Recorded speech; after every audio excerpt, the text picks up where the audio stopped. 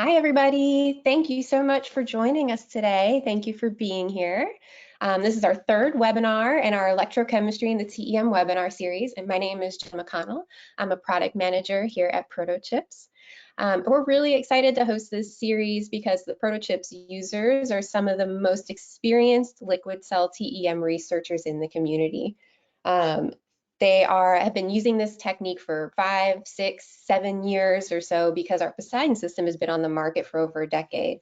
So it makes them excellent mentors to learn from. We look forward to aggregating these webinars to be used as educational content for researchers looking to add this technique to their lab.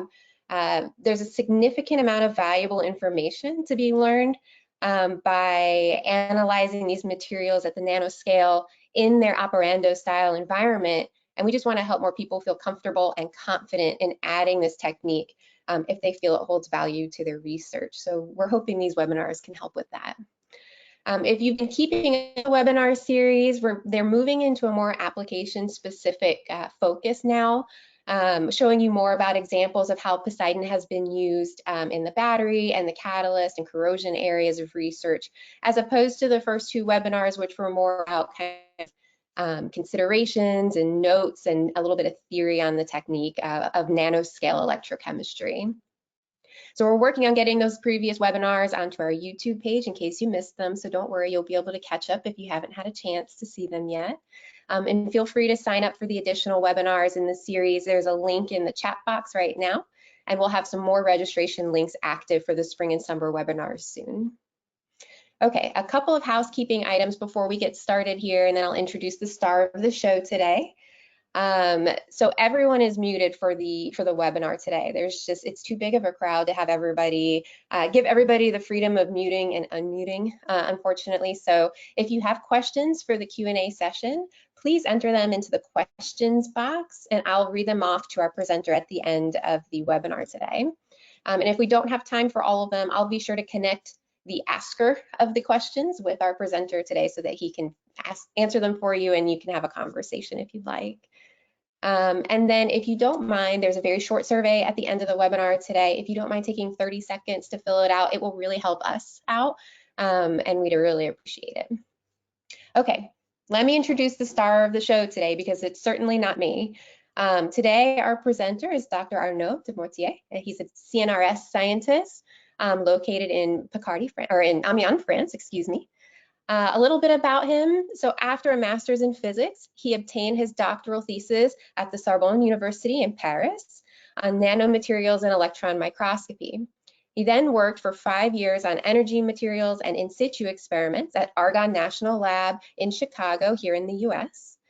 Since 2015, he's been a researcher at the CNRS in the LRCS laboratory and RS2E network, which is the French battery network in Amiens.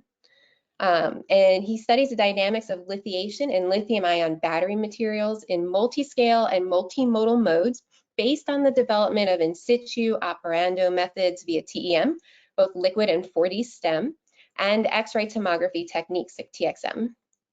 His research is now heavily involved in the use and development of machine deep learning tools for computer vision, image processing, and big data analysis. And he's also responsible for the electron and X-ray microscopy platform of the RS2E network. Arnaud, thank you so much for accepting this invitation to this webinar. We're really excited to have you here. Please take it away whenever you're ready. Okay, so thank you very much, Jennifer, for the kind introduction. So let me share, if I share a screen, this is okay like this? Do you see my screen? Yeah? Yes, it looks great. Okay, perfect, I will put that here. So today I'm going to present you this presentation on the electrochemistry in a TEM. So I guess it's something relatively not new because there is a development from 10 years now around put liquid in TEM. So the more new aspect we can try to cycle battery materials inside the TEM and at the same time to characterize these materials.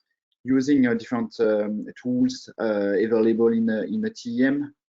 So first of all, maybe I can introduce myself and my team. So we are in Amiens. So Amiens is 1 hour in the north of Paris. So we are now 9 PhD students, and more dedicated about the understanding and the dynamics processing in the lithium-ion battery, using different techniques like imaging with TEM, real-time imaging diffraction with in situ on operando liquid TEM, the 4D STEM technique using electron diffraction, image and data processing with machine learning and data driven. Also computer vision with more complex algorithm like deep learning. And also at another scale, we use X-ray compute tomography to check the morphology in 3D or 4D of the electrode of the lithium-ion battery. So a quick outline of my presentation. So first of all, we will see what does that mean, electrochemistry in the liquid TEM. So all limitation and how we can get in terms of electrochemical signals. Then we will see different kind of geometry for the microchips and the measurement of electrochemistry as well. The sample preparation, as you know, it's something relatively critical. So in this system, so with deposition and the connection of the sample to the electrodes and the microchips, and limitation, solution, and perspective on all this system. We try to have an overview of kind of limitation like beam effect or polarization for the electrochemical measurements. And then I list 4 very highlights of our work in our team with, for example, the LEFE pyrophore cycling, and try to monitor the lithiation deletion in these cathode materials using a 3D ED technique or dark field. We will see also something around the micro battery with LMNO characterization by a 4D stem, and then sodium oxygen battery, where we try to mimic inside the TEM, and finally something around R-carbon anode for ion sodium ion battery. And finally, we will try to jump from the liquid to the solid, and with just maybe for the future a view on the solid state battery cycling. So first of all, as you know, we have a plenty still challenge in the battery to improve lifetime and capacity. And basically, we have a gap between what we supposed to have in terms of capacity and energy density in the battery and what we really obtain. So all the research around the battery is around this gap we have here. It's called a loss. And we try to understand at different aspects. So first of all, as you know, the process is a multi-scale process and a multi-time occurring inside the battery. So all this processing appears in the micro structure, very complex microstructure in the electrode. And all these phenomena can impact, of course, the performance and the lifetime of the battery. So here in my team, we try to quantify and to try to understand the heterogeneity in the electrode and try to study the dynamics of the lithiation at different scales. So of course, lithium-ion battery system is a multi-scale problems, as you can see here with the rolling. So this is a microcity image where we can go inside the rolling on the sodium battery here. Then we can go down to the scale to go to the electrodes parts. As we can see, it's a complex structure where we can see the active materials like beads, ears, and with carbon and porosity around. So we have a percolation for lithium ion and also for electron. And then we can go down to the secondary particles, which is agglomeration of the active materials. And finally, we can go to the last building block on the battery, which is primary particles. It's a single crystals, as we can see here. So mainly in the liquid electrochemical TEM characterization, we focus on these scales. What about electrochemistry? So for electrochemistry, characterization is also kind of multi-scale aspect. So we can basically study the battery as a build. So in the 18650 battery, this aspect. And also we can directly characterize the active materials powder using a swage lock. It's something relatively straightforward. And we can also try to eliminate every impact of the microstructures, means the percolation and the capacity and all question around the connectivity on the network for electron and network for the liquid electrolyte using cavity micro electrode, which is a very, very small cavity where we can put a powder of the active materials. So the path you have for the connectivity of lithium is relatively reduced. So using this technique, you can expect to only characterize the active materials and not all aspects you have in the electrode, like porosity or tortuosity. And the last technique we can use is electrochemical E-chips developed by a provider like Protochips recently. So in this case, we are more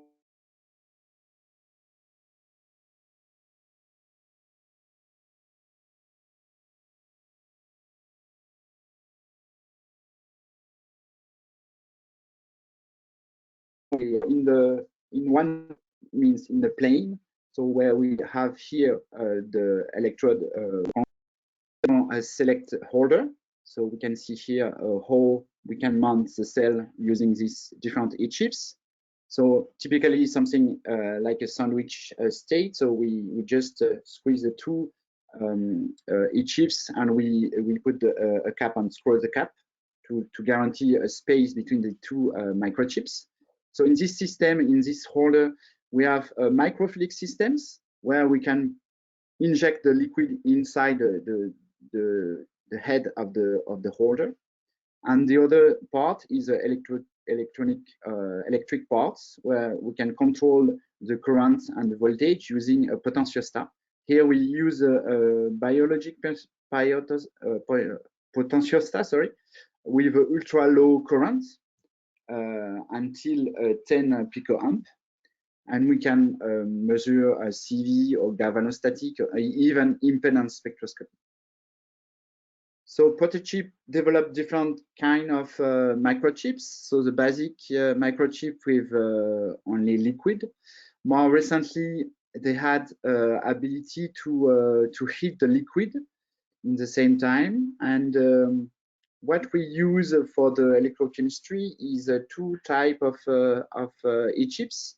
One is with a linear electrode with it's platinum electrode, and the other one, more interesting, is E-chips with a glassy carbon electrode, which is relatively thin and transparent to electron, which is directly on the Windows visualization, Windows observation.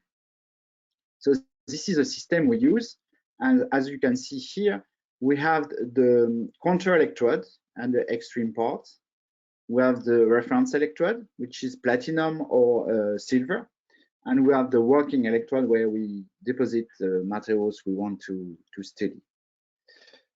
But first of all, when we mount this kind of cell. So we have to control what is the liquid thickness inside the microchips. So the first thing we have to adjust is what kind of bottom heat chips we use. So we have different solutions. As we can see here we have the static spacer.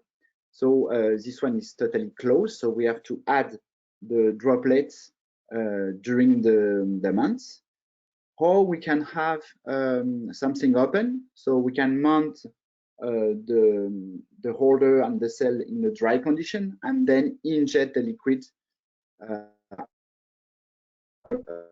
after this mounting. So the only thing we have is where we introduce the TEM holder inside in the TEM. So we have this effect where the welding of the windows, silicon nitride windows, will be deformed by the gradient of pressure we have between the vacuum in the column and the pressure inside the cell.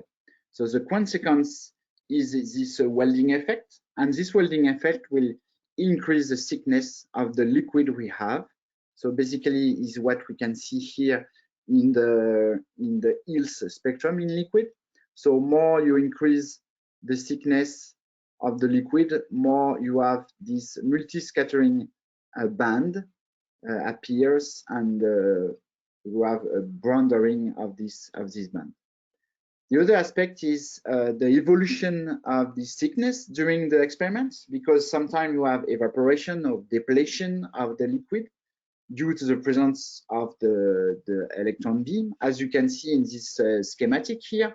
So more and more you have kind of elimination of the liquid, and you still keep some liquid on the two extreme windows. And so basically the liquid that you go through decrease more and more. So this is the main drawback of the system, and it's usually not so easy, especially after 1 or couple of hours, to control specifically the thickness of the liquid you have in your system. So the other aspect is because we focus on the electrochemical properties, so we have to know specifically what is the configuration in terms of electric field in our system. So if we take a conventional battery system, so we have two, let's say we have two electrodes, so the cathode and the anode connected to the current collector, and usually it's a planar configuration. So as you can see in this example with different geometry, when you change the local geometry around the two electrodes, of course you change the configuration of the line of the electric field. It's exactly what we have, so we have to take into account this aspect, because in our system all the electrode is on one part in one microchips. So we have to take into account that, because it's a huge change if we want to compare to the real world and the real battery. It's a real difference in terms of electric field. The other aspect we have to take into account is what kind of configuration we have in the battery, in the real battery, and in our micro battery in the TEM. So first of all, we can try to have a standard configuration, means cathode with electrolyte separator and anode. So let's say we can put a cathode in the observation windows, and we can put the anode in the counter electrode. In this case, we can expect to have kind of a standard configuration.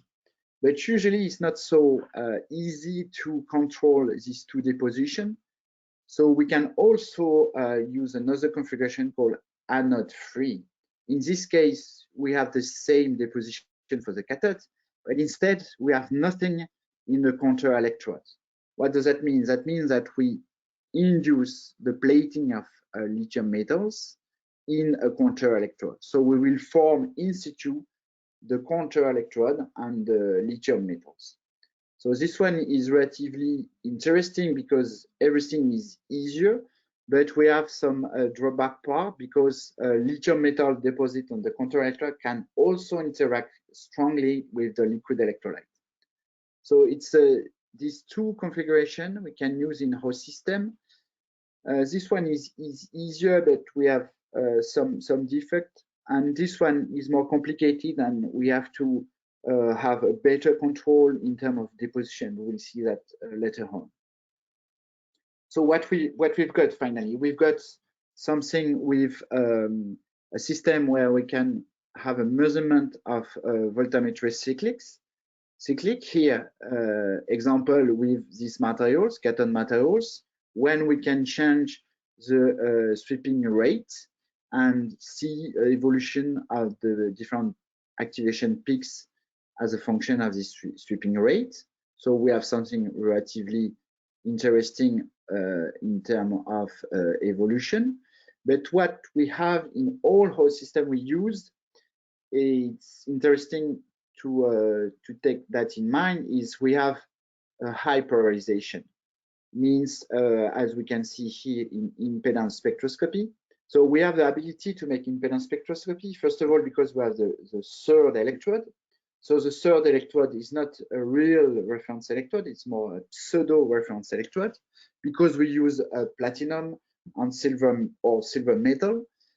But it's interesting because we can estimate kind of a global resistance in host system. As what we can see, it's a average, it's a very common value we've got, is something like close to 200 kilo ohm in our system, and this internal resistance will induce the high polarization in our system.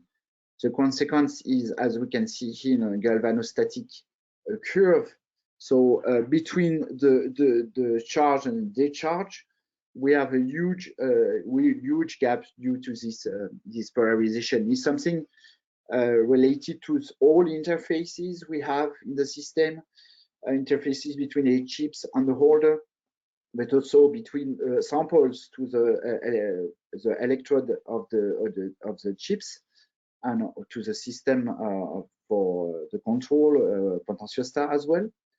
So this is a limitation of this system, but I guess it's something relatively interesting to keep in mind. But we still have enough room to make a decent electrochemistry in this system. So we have a range in terms of volts from 0 to 5 volts, a current range from 1 nanoamp to 500 microamp. And in terms of frequency for the impedance spectroscopy, we have 100 millihertz to 100 kilohertz. So, of course, we have to guarantee and pay attention to every interfaces or every contact, as I just show you, that can impact the polarization of our system and the global quality of the electrochemical signals. So here I show you two different examples where we try to optimize the contact between the materials. So here it's a fib lamella and each chip with a linear platinum electrodes. So we use a specific technique with GIS gas injection system using in the E-chem to deposit a platinum bridge and try to find a recipe to optimize the quality of this bridge by irradiation with different sequence, and try to increase the quality of this deposition to have a good quality in terms of electric contact.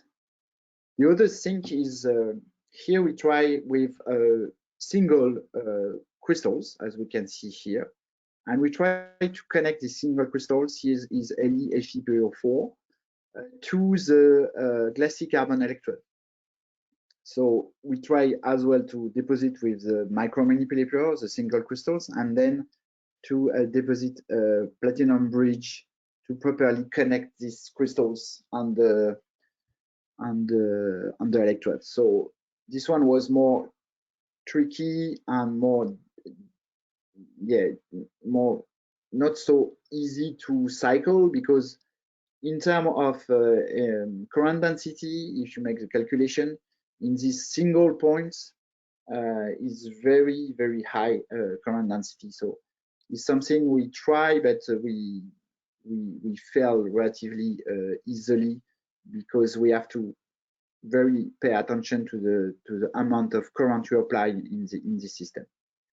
So the other more simple, let's say, preparation for the sample is we just try to make a drop cast of the crystals to deposit on the microchip, and try to optimize this process using a specific syringer. But it's relatively difficult, and we try to, as you can see here, to deposit properly on the counter electrode, on the reference electrode, and this is the best we can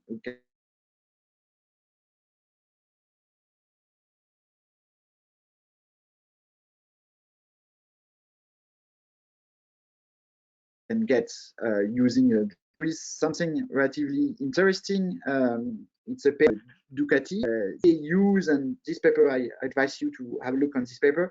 They use aerosol jet printing, and this technique is very promising, because you can see here in the counter electrode, you see clearly that the deposition is only on the counter electrode. It's very, very impressive. So this is my next list to the Santa is we have to get this system to optimize the deposition of the samples, and to have a proper control of all deposition. This one is relatively critical, as you can imagine, because if you spread the particle and active materials in both sides, is obviously the mess in the system. Maybe other aspect, it's usually main question from the people. So we try to study electrochemical system using electron beam. So the obvious question is, what is the effect of the electron beam to the system, and what is the damage due to this radiation? So basically, we know if we irradiate a liquid with electron beam, we have a radiolysis effect, especially with water, as we can see in this paper of Leila Mehdi. They clearly show that there is different path to produce different molecules and very active radicals. These radicals can interact with all materials we have in your system, and this one is relatively difficult to manage and to control. And for the battery field, we have relatively lucky, because so we use usually organic liquid electrolytes. So here, Patricia Abellan showed that using different type of liquid electrolytes, we can relatively have low effect of the deposition. Here is less than radiolysis effect, but is more because in the solvent. So if we take this example of LP30, we have AC and DMC. This is a solvent, and in solvent you have a salt, LiPs6, and this salt can be spurred to the electrode, to the electron beam, and this is what we've got after a couple of minutes of irradiation. So you have the formation of kind of crystalline stuff, which is the salt. The salt will crystalline on the electrodes. And when you focus on this very common LP30 liquid electrolytes, we have relatively low effect. This is what we observe also with whole electrolyte with sodium. So with this dose, after a couple of minutes, we still have no clear deposition. So this one supposed to be tested before every kind of experiment, especially if you don't know your liquid electrolyte. And you have to, of course, avoid the presence of any water in your system because, of course, it will be very, very difficult to avoid this huge radiolysis effects. So how to reduce this beam effect? So we have different tips now to avoid that. So this is what we try to think in terms of new equipment for our new TEM. So for example, we can think about a new kind of electro microscopy using not a continuous beam, but more alternative beam using electrostatic shutter. So we can try to, of course, minimize the dose of the electron. We can also think in terms of a detector using a new generation of detector, pixel hybrid detection. So where we can have something like 16,000 pixels per second. Is something relatively huge and very optimized with a low currents. So the other and the last aspect could be to have something relatively noisy with a very speed acquisition, and then to post-process all the data using compressed sensing algorithm. It's basically an algorithm about sparse signal recovery. So with a very, very noisy and not so much information, we can able and using this algorithm to recover the entire image after the processing. These three solutions are not exhaustive, so but for us, it's our future with our new TEM. The other aspect is, of course, we can try to make spectroscopy. Spectroscopy with EELS is, of course, very interesting, especially for battery materials, because we can get information around the metals which participate to the lithiation and delithiation process. But what we observe directly is this one is a signal. We've got EELS signals when the cell is empty, and when we fill the cell with the liquid electrolyte, this is what we've got. It's a very large band of multi-scattering effects, and it's very real drawback for us, because of course we have no possibility to use these areas in terms of energy loss. But we have kind of solution which is very interesting as well. So here we focus on the paper of Miyata. So they try to make a direct characterization of the molecule in the liquid using a very high energy resolved microscope. So here it's a direct signals due to the molecules in a UV visible range in terms of energy, and they still get something close to the zero loss peak here, with the signal associated to the infrared, so the vibration of the molecules. So this possibility to use EELS to directly characterize the molecule inside the liquid is something very, very interesting. But of course, we need a very specific spectral, the EELS facilities, and also very, very corrected microscope. So which is not so easy and very expensive. So then we can also use kind of energy here close to 5 eV, 10 eV. There is example with LFP, where we can follow the lithiation, delithiation, just by seeing this peak around 5 eV associated to the interaction between the 3D band of the ion and the lithium. So if we go to the higher loss energy, so after 300 eV, so this paper of Ray Anuchich showed that it's possible to keep some H like oxygen KH or manganese L2 free H, but of course it's very noisy. But we still have keep some signal after this energy. So this big band is relatively large and of course directly related to the thickness of liquid, but we can see some possibilities around to characterize the liquid, and if we have a real possibility to control the thickness of liquid, we can see as a new way using hills in the liquid medium.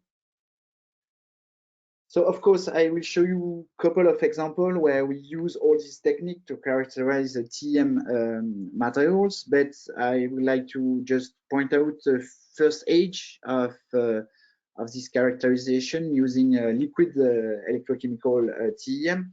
So I can point out 3 names. So David Miller with the paper in 2014, and Nigel Browning with this paper around the lithium dendrite growth, and also Ray Anuchich in Oak Ridge National Lab. So these 3 researchers open this field, and I guess is something relatively not new now, but this field is very attractive and very dynamic now. So we still have room to have a progress in terms of optimization of the microchip, optimization of the quality of electrochemistry, also deposition of materials, but we still be in a good progress. So first example is about electron diffraction tomography. So we call that now a 3D ED. So here we focus on a single crystal of LeFePO4. So the principle of this technique is to scan the reciprocal space by tilting the materials and acquire a tilting series of electron diffraction pattern. And then we reconstruct the reciprocal space in 3D, as you can see here. And then we can make some affinements of the materials and try to extract the structural information like the position of the atoms, occupations, and also, as we can see here, the representation of the structure with a differential Fourier map. So this technique is very interesting, and we try to focus on the electron diffraction, as we saw before, is something relatively difficult using spectroscopy. So the electron diffraction seems to be a real tools to and easier tools to follow the electrochemical reaction, delineation process. So that's why we focus on this aspect. But first of all, we try to have a decent signals. So the first experiment, we use the CCD camera. So we improve quality of our camera by using one view CMOS camera. So this camera is more sensitive, and we have a high speed until 300 frames per second. So we have something with a higher quality, signal to noise quality. And so we can make this acquisition with no beam stopper, with relatively limited dose of electron. And the acquisition, we need 4 seconds for the acquisition.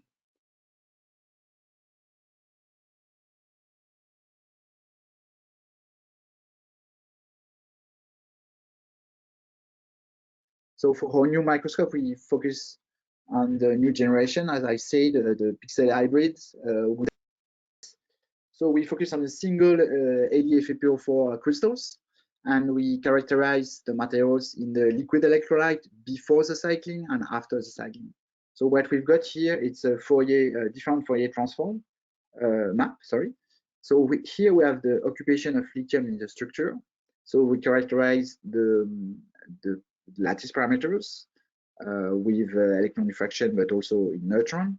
And we have a position of all these atoms in this cell. So after the deletion of these materials, we do exactly the same, and we just point out that the lithium occupation is consistent with the deletion because the occupation is close to 0, and we have a clear modification of the lattice parameter, which is consistent also with deletion of the LFP. So here we have the first example and the first proof of concept using the 3D-ED with the liquid cell by following the deletion in these materials. But the thing is, we have average information, even if it's in the single crystals, we still have an average information about the crystallinity information. We try to have a strategy to be able to follow the front of the deletion inside the crystals. So by this way, we try to follow it using a dark field image. So we select the same crystals. We select a specific spot in diffraction corresponding to 200. We back to the image. We obtain a dark field image, and then we delete the crystals. And so we try to close the beam between each step to avoid any beam damage. And we try to image these crystals and see if the contrast could change, and this contrast could be directly related with the deletion. This is what we've got. So we can see here in green, apparently appears more and more, you see, and means we have a modification of the intensity of the peak here, and also we have a shift also of the peak due to the deletion of the moving of the lithium to the structure. So by this way, it's another kind of proof of concept where we can directly follow the reaction in the single crystals. So we try to think more in terms of simulation.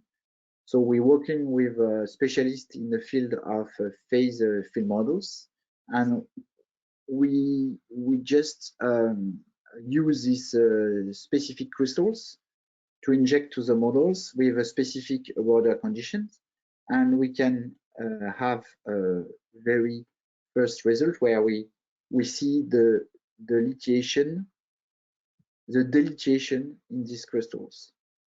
So the purpose now is to try to correlate what we observe and the model with the phase field. So now we jump to the other example. So we try here to use a 3D micro battery and try to see if we are able to directly cycle a fib lamella in the liquid electrolyte using the same system.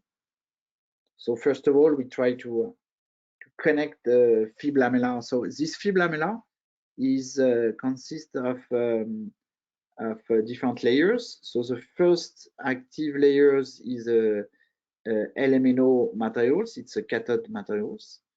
It's deposited on a platinum electrode, and this one is a fib and is thin and connected to the linear platinum electrodes.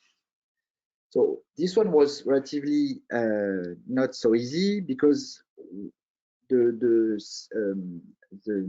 silicon nitrile windows, which is relatively fragile, we brought a certain number of Windows, because the micro manipulator just crashed the Windows.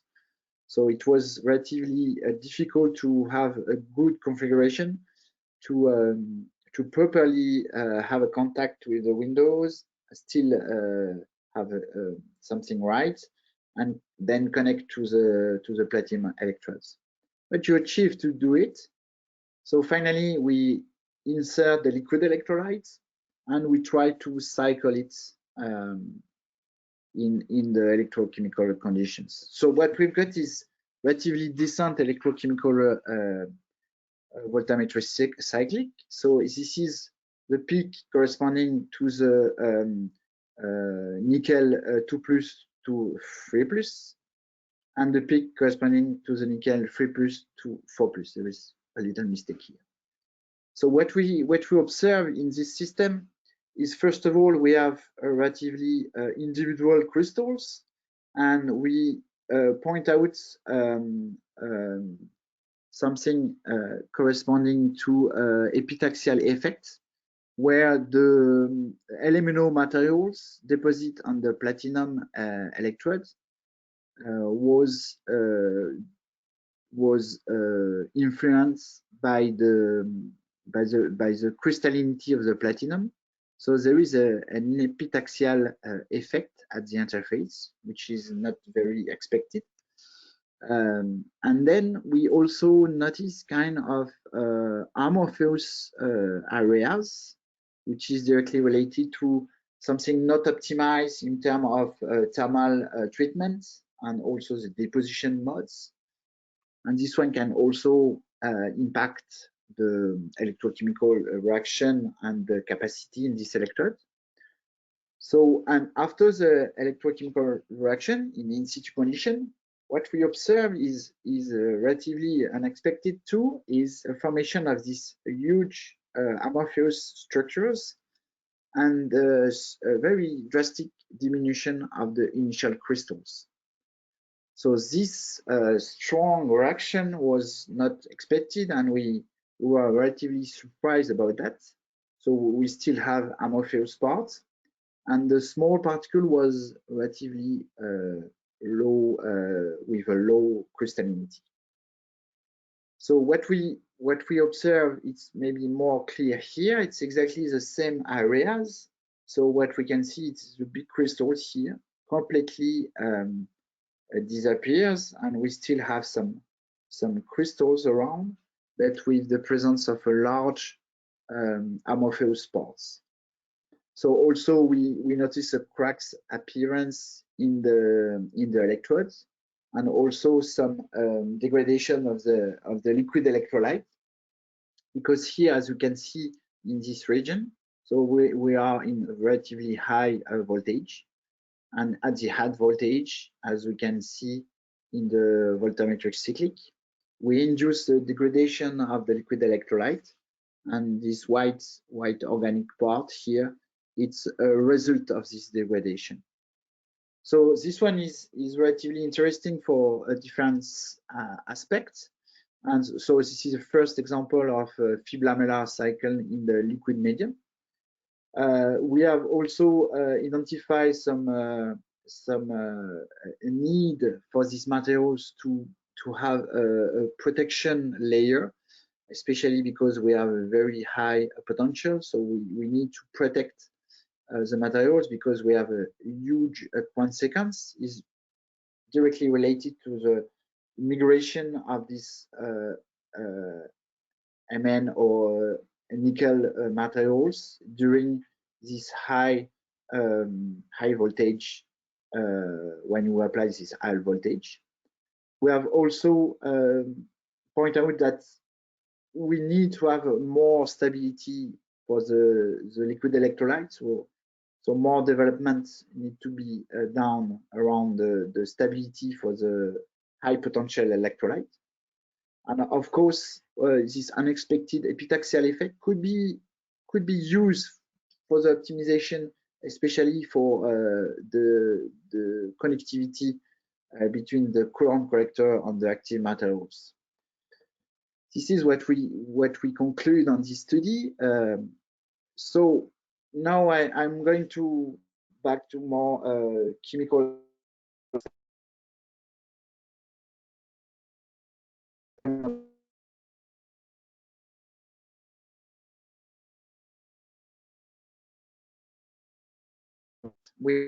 So the sodium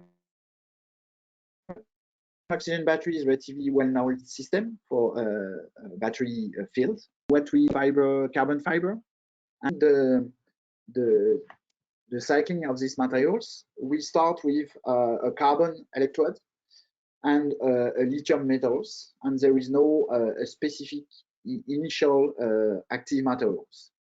So we form this cube of NaO2 during the reaction. This is the formation of these spaces and the dissolution of these spaces. And these two processes will store the electron and release the electron. So, but the first question was, how can we make air or system, the breathing system in the liquid electrolyte? So we just have this idea to saturate the liquid electrolyte with oxygen. So we start with this liquid electrolyte, and we, before to start the experiment, saturate this liquid electrolyte with oxygen. And then we just apply the specific voltage and see we apply a different current, and we see how the voltage will evolve. So this is what we've got here. So we are able to grow the particles. So we keep the same cubic forms particles we characterize properly in electron diffraction. And by using a very fast camera, one view camera, we are able to follow the reaction and the nucleation and growth of these NaO2 cubes. So we quantify the growth process. As we can see here, we have two plateau formation. So this aspect was directly related to the limitation diffusion of oxygen. So around the formation of this cube, we consume all oxygen around, and then this oxygen needs to be diffused in liquid to restart the second step of growth, and so on. So this step is continue more and more. What we observe then is after the specific voltage, we clearly see the formation of residual parasitic shell around the cube.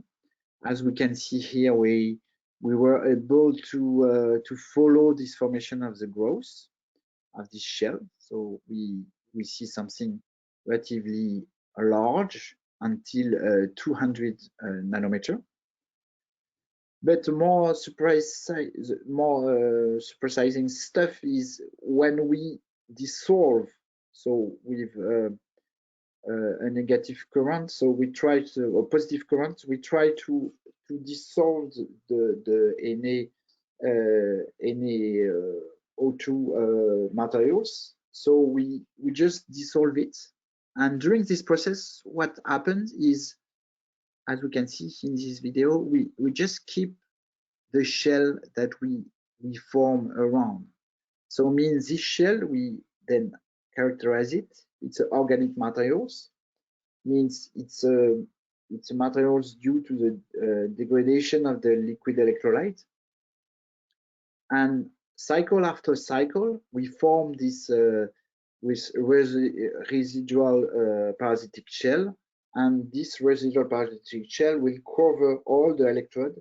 It's one of the origin of the decay in terms of capacity on this sodium air system.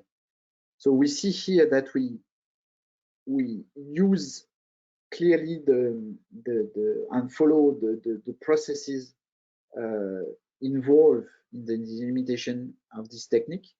And by this TEM experiment, we clearly show the origin of this aspect. So then maybe the last example I would like to show you today is we try to to use hard carbon anode materials. So the hard carbon anode materials is used in a sodium ion battery, and the thing is, it's where the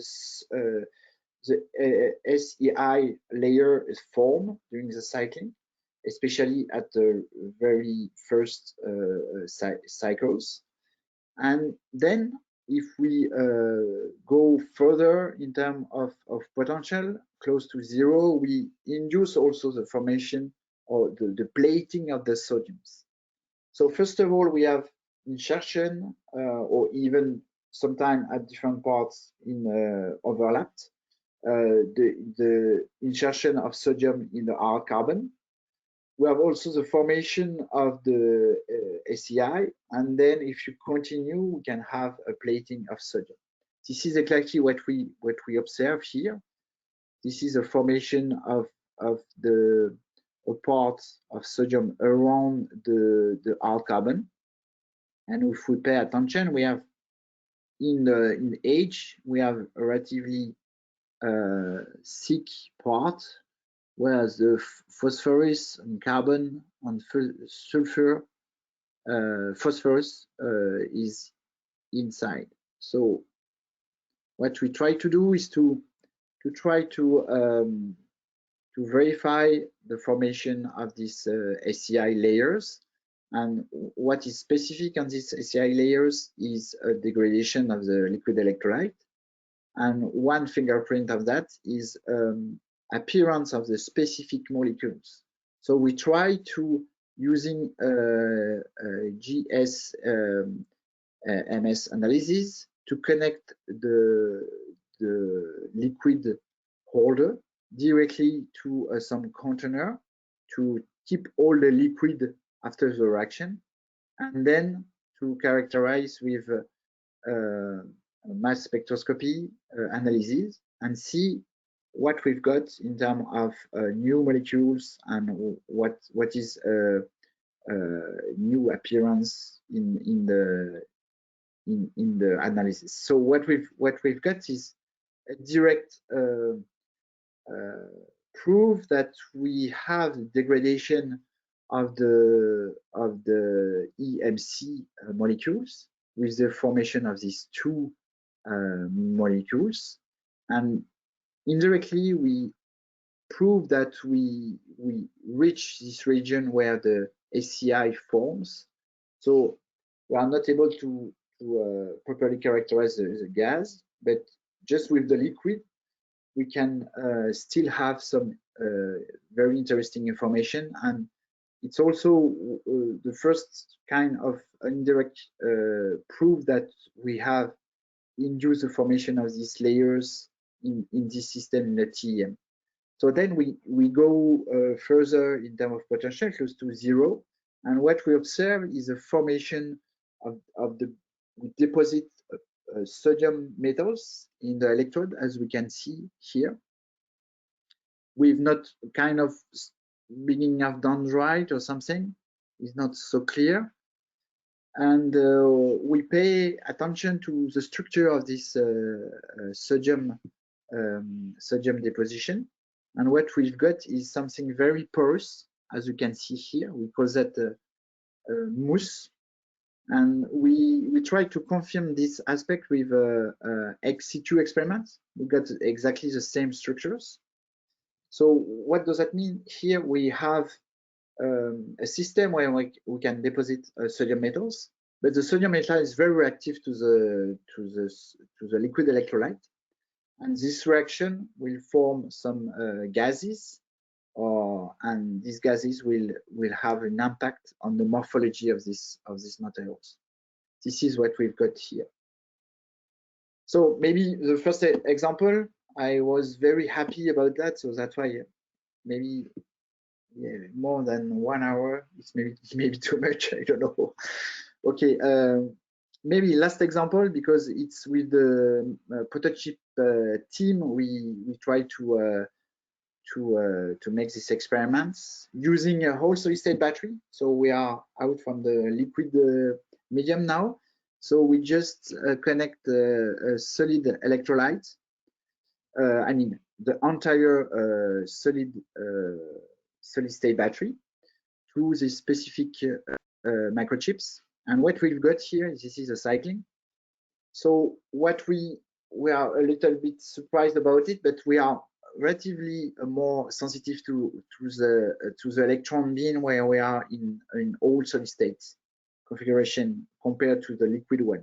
So here clearly when we just switch on the beam, we have a tiny peaks appearing here in the curves. So we impact the electrochemistry. So it's more sensitive. So after the cycling, we clearly see some damage in the electrodes.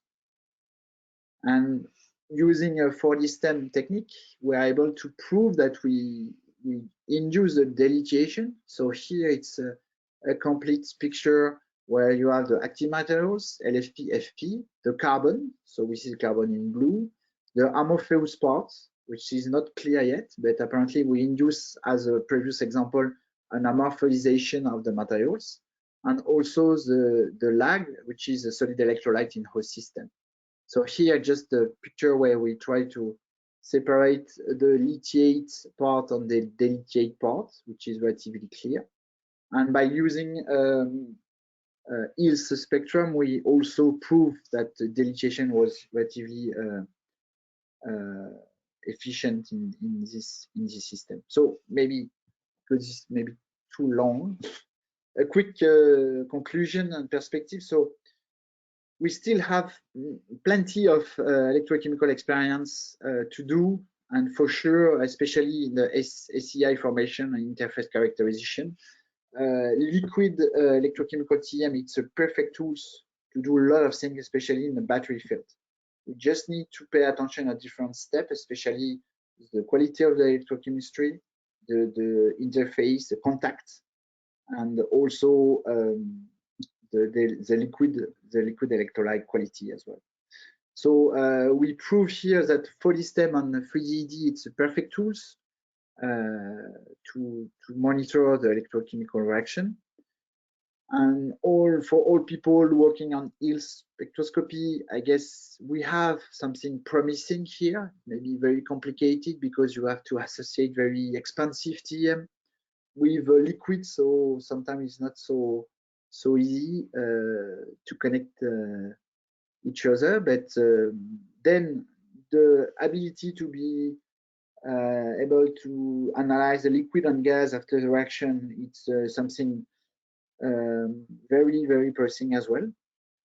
Then we have to have something around the development of new TEM with a low dose and pixel hybrid detector alternative TEM. And finally, what I show you as a last example here around the all solid state battery, we need a couple between the bias and temperature. I think it's the next generation for us for prototype holder.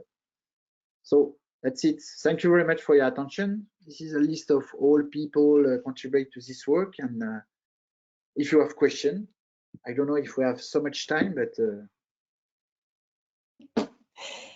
Arnaud, thank you so much. I think all the examples that you gave, even though we are a little over time, just speaks to the experience that you have. Just realized that at the end.